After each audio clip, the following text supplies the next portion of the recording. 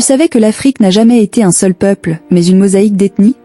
Des Peuls au Wolof, des Bobos au Bariba, chaque visage, chaque tradition, chaque regard raconte une histoire vieille comme le monde. Le berceau de l'humanité, ce n'est pas une légende, c'est l'Afrique.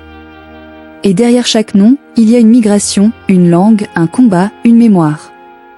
C'est pas juste de l'histoire, c'est notre histoire. Abonne-toi pour découvrir d'où on vient. Bienvenue dans ce voyage. Un voyage au cœur de l'Afrique. Le berceau de l'humanité. Là où tout a commencé. Avant même les royaumes, les empires, avant même l'écriture, il y avait des peuples. Des peuples qui ont marché, chassé, cultivé, migré. Ce sont leurs empreintes que nous suivons aujourd'hui. Dans les forêts d'Afrique centrale, les pygmées balanzélés se lèvent à l'aube. Leur peau est sombre, leur taille modeste. Mais leur savoir de la forêt est immense. Chaque arbre est un repère, chaque cri d'animal est une langue.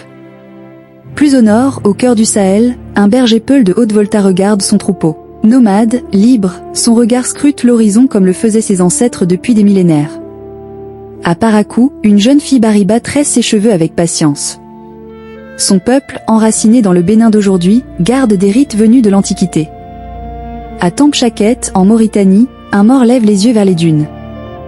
Son teint plus clair, son visage long, témoignent d'un autre métissage entre l'Afrique noire et les mondes arabes. Au sud, en Côte d'Ivoire, une femme baoulée pile le mille.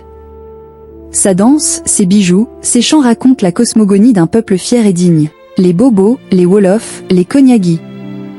Autant de noms, autant de mémoires. Mais malgré ces différences, tous partagent une même origine, l'Afrique paléolithique. Depuis plus de 200 000 ans, les Homo sapiens y sont nés. Des rivières du Nil jusqu'aux plaines du Zambèze, l'homme africain a grandi, s'est transformé, s'est adapté. Il est devenu cultivateur, éleveur, forgeron, chasseur, griot, roi. Mais ce qu'on oublie trop souvent, c'est que ce continent a été un théâtre immense de migration interne.